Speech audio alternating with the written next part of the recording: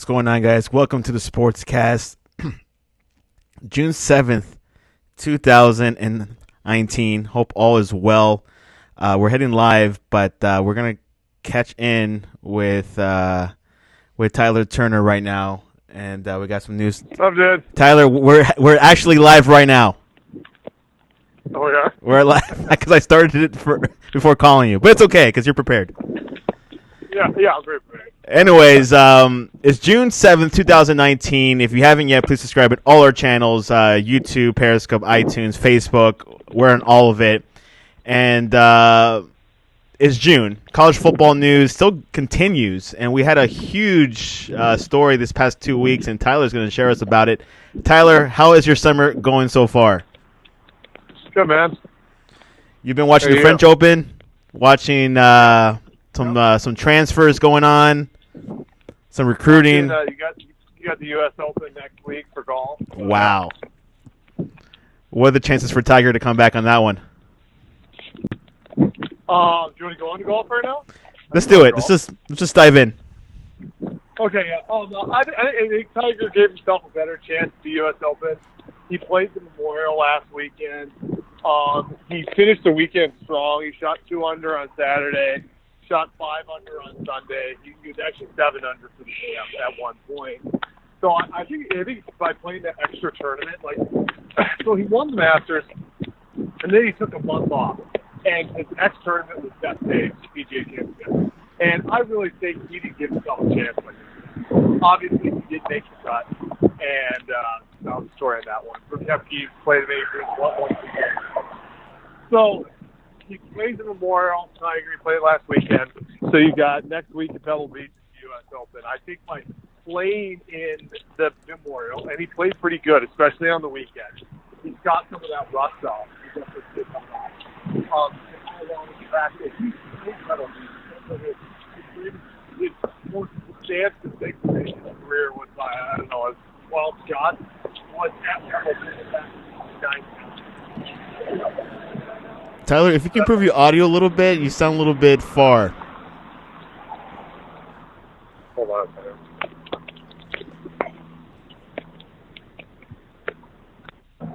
Can you hear me better? Wow, way better. Night and day.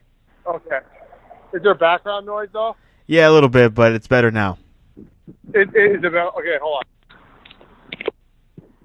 on. I'll just do it like this. Okay. That probably gets rid of the background. Old school. Sorry, that must be my lousy headphones. Could you hear anything I said? No, I think the last 2 minutes we didn't hear much. You didn't hear anything? Okay.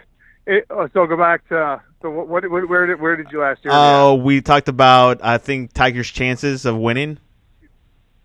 Okay, well, Tiger's like I said, Tiger. Okay, so I'll just go back and say what I was going to say. I think he gave himself a better chance at the U.S. Open because he played Memorial. He was 9 under at Memorial. He played very good on Saturday and Sunday. He shot 7 under. He shot 5 under actually on Sunday, and at one point he was 7 under for the day. So I think he gave himself a much better chance at the U.S. Open. He's also played Pebble Beach before.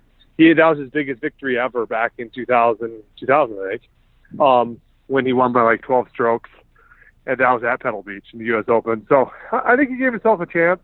You have other golfers that are playing really well. Brooks Koepka has obviously won the last 2 U.S. Opens. So, yeah. Is Koepka the favorite? Is he the flavor of the year now, or? I don't know if you call him the flavor of the year. He's won 4 of the last 8 majors. So, yeah, I mean, he's doing pretty good.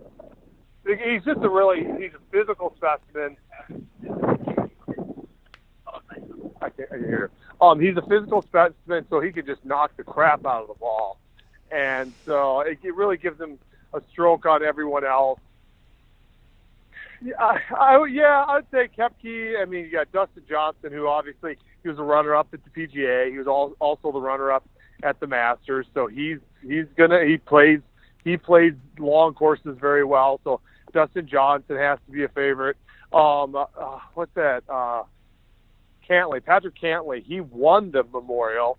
He also was 3rd at the PGA Championship, and he was top 10 at the Masters, so he's a guy you have to watch out for.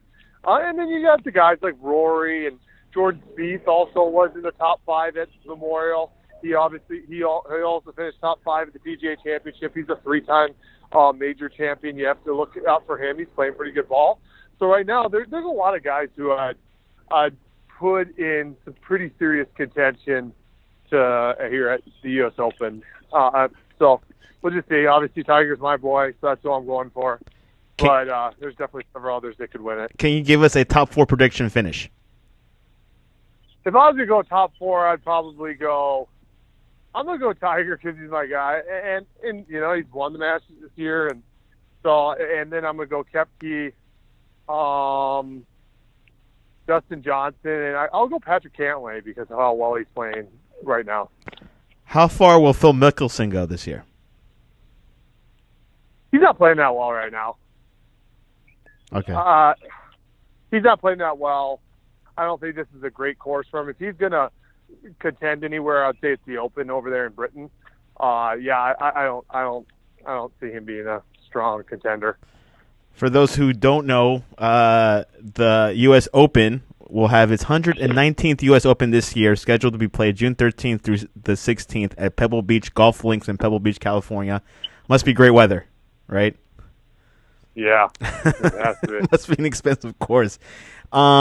And winners of the U.S. Open for the last 10 years was Lucas Glover, Dustin Johnson, Kamer, Brooks Koepka, Graham McDowell, Roy McIlroy, Justin Rose, Webb Simpson, Jordan Spieth. What's going on with Roy McIlroy? I haven't really seen some buzz from him lately. I mean, yeah, he won a couple tournaments early in the year. He wasn't great at the Masters. Didn't do a whole lot at the PGA Championships. Even saw him play at the Memorial this weekend. He's just not. Yeah, he's played good early on, but he just doesn't seem to be getting his footing. He's not really a contender in any serious capacity in the last couple majors, especially. So I don't know. You never know, though. He could end up being amazing and win the U.S. Open. He has the game, the ability, so he could. I mean, you can't ever count him out. For the audience out there, how would you put the U.S. Open in like the championship? Is it like number 1, you got to win this, or is this like the top 3? Like, how would you put this tournament? Well, you have 4 majors. They're all good. I mean, just like in tennis, the 4 majors. I mean, if you win a major, you win a major. Probably the most prestigious, like in golf, is the Masters. Yeah. Just because it's the longest running. It's always at Augusta. It doesn't switch venues. So I'd say, I guess if you're going to say which one you rank first, probably the Masters, and then I'd say the other 3. Just like if you were going to rank all 4 of the majors in tennis, you might put Wimbledon first. I would. And then you have the other 3 tied. So I don't know though, but they're all good. If you're a major champion, you're a major champion. Prize how fund. I look at it, that's how you spin it. Yeah, it's all preference. But yeah, you're right. Like the Masters, I've always heard it's good. What do you think about the British Open? Is that a big one for you? Hey, hold on one second, okay? Okay, no problem. Hold on one second. Let me read some headlines here, guys, while Tyler is handling his personal stuff. Prosecutors. Okay. Okay, thank you. Sorry, I literally am walking around a trail outside, and someone stops me to ask me to look out for their dog. Okay. I thought you were at a airport. What'd you say? I thought you were at a airport. No, I don't know what that person's doing. It's weird. Anyways, go ahead. What are you saying? Okay, U.S. Open. How would you rank the British Open? That's one of my favorites. I don't know why I like that one the most. Well, like I said, I would like the most. They're all majors. So if you win any of the majors, You're it's good. awesome. I would just say the Masters is the oldest running, and it's always at Augusta. Right. Augusta. But like I said, any of the majors in tennis and golf are good. My uncles have golfed at the Augusta. My uncles have golfed at the Augusta grounds. Yeah, I mean that's the most famous. It's pretty expensive. It's the most longest running, most famous. How is your golf? Yeah, well, I mean, you haven't really discussed. I mean, you have skills in that, or? No, not really. No. There's sports that I like that I'm not even, like, I'm not a tennis player either. Oh, I like that. wow. Yeah. Yeah, tennis is a lot of cardio. It's a lot of skill in general. I mean, both those sports are high skill sports. Yeah. That's why I like it so much.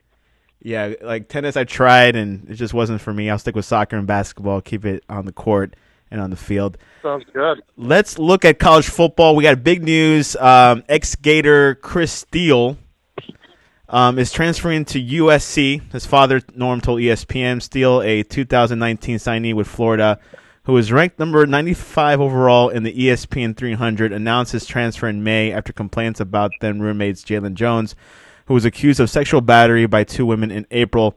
When Steele initially announced his the transfer, he said he would be attending Oregon. Steele then visited USC on Monday, according to the source, and decided to change course, landing with the Trojans. Of course, you're an Oregon fan. How did you respond to this situation?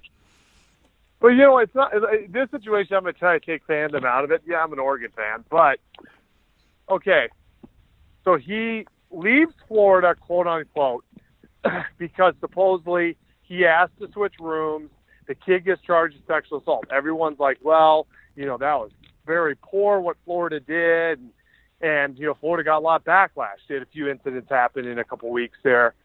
And that was one of them. Then when Steele left, although his teammates in Florida kind of threw shade at him on Twitter, they got in little Twitter banner. I saw they were saying that he was just Gator bait now and blah, blah, blah. Thought it was a little weird, especially under the circumstances. There was also some rumblings in Florida that it was over-exaggerated. Like, he was really homesick, and that's why he left. Well, a week later, he commits to Oregon. Tells everyone the best relationship he had with the coach was with Dante Williams, the cornerback coach for Oregon, and that was his number 2 team always, and that's where he wanted to go. And so, you know, he was on a local podcast. I listened to it. It's called Scoop Ducks Podcast. Talked about how he's so happy to be a Duck now. He was applying for the waiver due to the incident that happened at Florida. Takes an official visit this past weekend to Oregon, enrolls in classes and everything. The next day, goes to USC and decides to go there. And then does an interview with Tyson Alger of The Athletic and says, well, my mom just lost her job and my grandma's on dialysis. And the only thing is, I don't know. It's starting not to add up. Just sounding to sound like the kid, for one, can't make up his damn mind. 2, he just kind of maybe makes up some stuff in order to, you know, benefit himself. And then when I actually say that online, I said online, I don't know if I'm believing this narrative. He PMs me, sends me a private message on Twitter, and just like, you saw it. I saw it, yeah. The screenshots, yep. Just going off saying how people like me and I'm a bum and just going on a rant towards a random Twitter account, then saying, you don't have any followers. Well, then why are you messaging me? Why are you? I mean, if this is not all about you, you probably just say, who cares what people online are saying? And then it turns out I was on a website, and another person from a website, another just fan, he went after on Twitter. He sent PMs. I mean, he's going after everyone that's thinking that his behavior is maybe a little weird, that he left one school and then committed to another and left another. And then if you followed his recruitment, he was like that during the recruitment. He committed to UCLA, decommitted.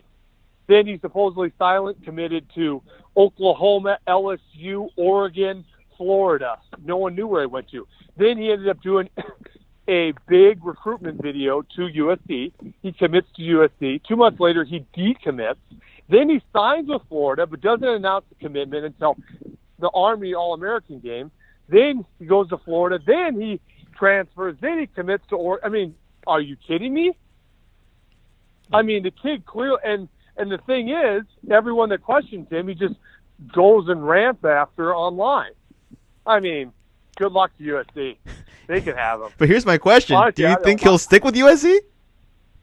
I don't care. The kid has a bad attitude. He clearly is pretty narcissistic. Only one he really cares about is himself, and I don't foresee him being. I mean, he has talent, but attitude, coachability, commitment are all substantial characteristics of being a successful athlete and a successful person. Unless he changes, I don't see that happening. Besides, good luck to USC. Yeah, they get him and Brew McCoy, two guys that are flip flopping left and right. Good luck with those kind of kids. Which, if he would have stayed in Oregon, he would have a shot for a championship. I mean, you could say. I mean, USC, they have the talent to win a championship. It's absurd. I mean, USC on paper, I do my team talent formula. They're number 5. They have the fifth most talent, but yeah, I don't know. They can't put it together for the life of them. But athletically, how would you rank him as a cornerback? I mean, he's a good player. He's a physical player. He played at one of the best high schools in America, St. John Vestal Prep. I mean, yeah, he was a top 100 4-star. This is a guy that could play corner, possibly play safety, play nickel. He's versatile. He's good, but the problem is there's some character flaws going on with him.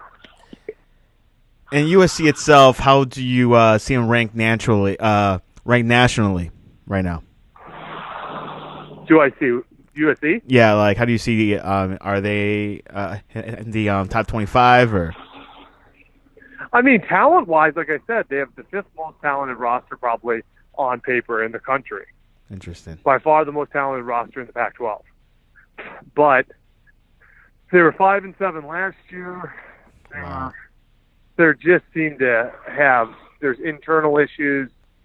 I mean, their university in general has been caught up in the academic scandal.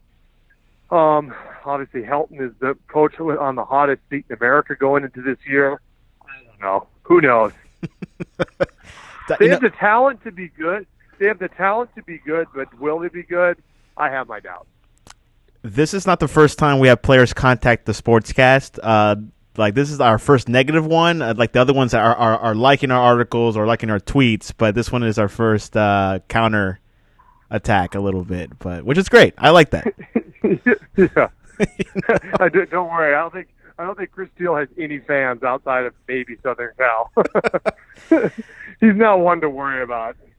Another article we've been talking about: former Southern Cal athletic director Pat Hayden being investigated in college admissions scandal. Federal investigators are examining former Southern California athletics director Pat Hayden's potential role in the college admissions scandal that has rocked several national universities, including USC, according to a report from the Wall Street Journal.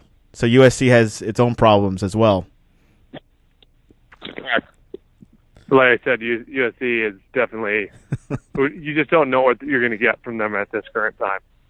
Yeah, as obviously they are in the top schools of great recruiting, so we'll see how they go. Maybe with Chris Steele might help out the situation. Maybe we could get Chris Steele on the Sportscast, but typically players say no right. Because for some reason I think they have some type of contractual issue or they can't get on. What do you mean? Like, for some reason, we've been talking to a few players out there, and they can't go on podcasts or on TV shows. I think of contract situations they're not allowed to, but there's no way that a collegiate athlete's under contract for anything. It's illegal. Or I don't know. There's something they just can't get on. I don't know. Have you reached out to college guys? Yes, we have reached out to some college guys, and for some reason they just decline. If they're saying if they're saying that they can't get on for you're not under contract. Well, they didn't say contract. I'm just assuming it's a contract, but now you're telling me they don't have contracts like that. So I'm saying maybe the school tells them no, maybe verbally. Who have you reached out to? What guys? I cannot remember their names. Riley knows because he's the one that has been contacting them. Like Tua and stuff. No, not Tua. Maybe some low key Alabama players. Oh, like Najee Harris, something like that. Something like that, yeah. Okay. But Well, I can reach out to Oregon guys, see if they give the same response. that'd be great just to see what's up. But Yeah, obviously, I was thinking about reaching out to one kid, the wide receiver for Oregon. yeah. But then again, you don't if see him they on come Sports Center or anything. Yeah, you see him sometimes. Yeah, you see him like after a game or two. But Yeah, you'll see them on game day. Yeah. yeah. Anyways, I'm looking back here at college football news a little bit. Some headlines I'm going to read to you and see what your thoughts.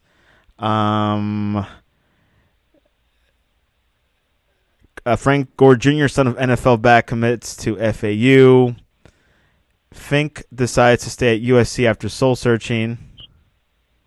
Yep, another USC guy coming back. Interesting. Got a lot of USC news here. Yeah, they've had a good offseason between the transfers of 5-star Brew McCoy, 4-star Chris Steele, and they've had 3 different guys: Matt Fink, quarterback; Greg Johnson, cornerback; and Velas Williams, wide receiver, who entered the transfer portal, all came back. So they had 3 guys go into the transfer portal and decide to come back, and they had 2 other guys transfer back in. So actually, USC has had a very good offseason, believe it or not. Well, we'll see. So we're looking at a USC-Oregon shootout in the Pac-12. Do I think the game will be? No, like it'll be like for the Pac-12, it'll be it could be possibly be decided between USC and Oregon. Yeah, I wouldn't say that that's who most people are saying it's going to be between. Of course, right Washington now, is up there. But... I'd say the favorites is Washington, Oregon, and Utah. Wow, that's going to be very competitive. But USC is the team on paper, but they came off a 5-7 year. Their team's on their coaches on the hot seat. They fired their whole offensive staff. I mean, so you just don't know. I mean, despite the talent that they have, you just don't know if they can put it together to be good. You really don't. I just don't know. So if I was a betting man right now, I'd say Washington versus Oregon in the North. Probably Utah is the favorite in the South. They have a pretty easy schedule. And I would say, Utah is going to probably get Washington or Oregon for the Pac-12 title. That's who I'd say today, but you never know. Never know how the USC could come out of nowhere. Arizona, State has some talent on their team. Herm Edwards did better than they thought in the first year. Second year, he could be back. And then you also got Washington State, and Mike Leach always has his net over his Chiefs, so they could be up there too. And Stanford, David Shaw always has one of the better teams in the Pac-12. But I would say Washington or Oregon is probably the favorite in the North, and then Utah in the South. Let's move into the French Open. Nadal defeated Federer, I think 6-2, right? He beat him 6-2, 6-4, 6-3, 6-4, 6-3, 6-4, 6-2. He beat him in three straight sets. Yes. What are your thoughts about that match? I mean, Federer looked better. He looks like he's more healthy. He was not going to beat Nadal. Remember, Nadal is 11-time French Open champion. He's 92-2 all time at the French Open. He's the greatest clay court player in the history of tennis, and it's not even close. He's basically had a Hall of Fame career on the clay surface. I think Nadal's going to win his 12th French. And because the other semifinals, Djokovic versus Thiem, it got canceled. It was 1-1 in the third set. Dominic Thiem was up 3-1 on Djokovic. It got suspended. They play tomorrow morning. But I think Nadal he definitely will beat Thiem. I mean, Djokovic, I think, is the best player in the world right now. But on clay, Nadal is pretty much impossible to beat. I mean, Nadal is hot right now. Yeah, tomorrow at 6 a.m. Eastern, Djokovic will be playing Thiem. Of course, we think Djokovic might go to the final. And the final will be on Sunday, right? Is that? Yep. Okay, yep. So that should be exciting. French Open, they play on clay. Some players do better on clay. Some players don't. Federer did not do well on clay. But yeah, these players are. He did well. Yeah, He did well. Making it to the semifinals after especially all the injuries, I thought Federer played very well. top four. Yeah. Yeah, I mean, it's tough. I mean, Nadal's the man on clay. The French Open continues tomorrow on ESPN. Anything else before we head into predictions? No, I just football season's almost here. 6 to 7 weeks before fall camp starts. Wow. So let's get revved up, get ready, Exactly. get mentally and physically prepared. Now, there's still going to be transfers and commits going to happen in the next couple of weeks, right? Commits, you mean? Yeah. Yeah. You mean, yeah. Commits happen all year. And Every week. Really mean it. Doesn't mean that much until they sign. And then transfers, yeah. I would say the transfer is probably going to slow down. Okay. Because guys, you'll probably have you'll have some guys that are academically ineligible. Because remember, the semesters are wrapping up. So you might have a few people that didn't qualify academically. You also might have a couple guys that for Oregon, probably other teams, that maybe medically retire because they're unable physically. You see that right before the season. But actually, guys transferring out of the program, you don't see a ton this late. Because think about it. If you're transferring out this late, where are you going to go? Because most other teams already have the rosters filled up. Yeah, they're locked. So it's kind of difficult to transfer this late. So Who would? I would say you're not gonna see a lot of transfers. Okay, prediction time. Let's go for tennis. Djokovic versus Thiem. Who you got? I think Djokovic. Tied 1-1. They're in the third set. Thiem's actually up. I think Djokovic comes back, and I think he takes it. But I think Nadal wins the French. Nadal wins the French. And it's hockey. Bruins at the Blues. Bruins are up. Hold on. I'm trying to see who the Bruins. I think the Bruins are down 3-2 against the Blues. The Blues are up 3-2? Yeah, they're up 3-2. Yep. Where's the sixth game at? It'll be in St. Louis on Sunday night, 8 p.m. St. Louis. St. Louis. Bruins win it. Win it. Wow. Interesting. Everyone was picking the Bruins. I thought the Bruins were going to win this series, but the Blues they're winning. Hey-o. Come on, Blues, baby. St. Louis, baby. And tonight, Game 4, Toronto at the Golden State Warriors. Durant's not playing. Is Thompson playing? Thompson is playing. Correct. I'll go Golden State. I don't know, though. Yeah, no. It's tricky. I don't know. Clay's not 100%. Might be 50%. I'll go Golden State. Golden State wins. Tie up the series. Make it interesting. I like that. You're watching some of the series? I have a little bit. Not like I haven't been, kind of boycotting the NBA, but I'm kind of watching it with one eye. What'd you think about like the owner, like the minority owner punching Kyrie Lowry? Oh, I know. Shouldn't have done it. Yeah, that's altercation. Yeah, why do you do that? I don't know. Stupid.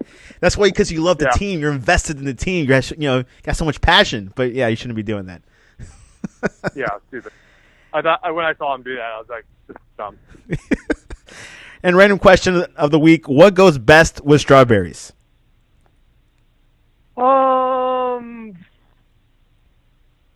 Probably like a strawberry smoothie. Ooh, good pick. I like that. That's healthy. Yeah, it is, bro. Not angel food cake. You know how I roll. Tyler, how can people reach you, or how can people DM you? At TurnerCast. That's where Chris Steele sent me DMs. Yeah, man. Hopefully some Oregon players and some players will just, give you high fives or something, and yeah, I hope. Yeah. Maybe some Oregon players. Yeah, man, you showed them. Anyways, who's gonna miss him more? Well, no, both Florida and Oregon are gonna miss him, but we'll see. Yeah, I'd say this year, I would say probably Florida. Well, Florida has two really good corners. Oregon has good starting corners. Oregon has a really good backup. They have this backup kid who was actually higher rated in steel. He was the 41st rated player in the country. So they have a good him, and then they have a couple good starters. And Florida has two of the better starting corners. So I would say this year, I would say about even. Now, in upcoming years, Oregon has a couple really good corners committed, and as long as they stay committed and they sign, and both their good corners are juniors, and they are probably going to be back. While I think Florida is losing both their good corners, they do have a good backup, another guy that was really highly rated. I'd say maybe Florida is going to miss him a little more in the long term. But no, he's a good player. He's good to miss, but whatever. He can go to USC. He's a goofball. Sounds like it. Can't deal with that mess. No drama. I only deal with adults. Okay. Yep, there you go. Tyler is the best when it comes to recruiting. Follows on the sportscast.net, writes good articles. He knows who's going to win in 2021. So he definitely knows what's a good team, what's a bad team. And we'll see what happens. Follow us on the sportscast.net or on Twitter, the Sportscast1. And this weekend, NHL, French Open, U.S. Open, and, of course, the NBA Finals. So we got a lot going on in sports until July. Is going to be so boring. But maybe college football news might bring us to life. July. Yeah, that's probably when we talk. Well, Wimbledon's happening. What? Yeah. You also got the British Open, so it's not that boring for me.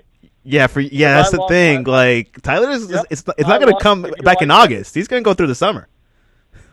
Dude, if you like tennis and golf, it's a good month. And yeah, when it comes to other sports, it's a little fall. And then by August, you're having all the preseason fall camp hype. Oof. I would say August is the slowest month probably when it comes to, because if I follow fall camp for football. Most people don't. And also no one follows NFL preseason. Yeah, but that's boring. They want to lower the 4 games to like 2 or something, I was hearing. I wish they would, because the quality of play gets really bad. And then injuries. I mean, I've attended preseason football. It's not really good. It's atrocious. Yeah. Anyways, all right. Yeah, it's atrocious. So yeah, I would say August is the bad month. But I like July. I mean, you got Wimbledon and British Open. That's pretty. Those are 2 awesome tournaments. So sounds good. Tyler Turner, I appreciate you coming on to the Sportscast. I did.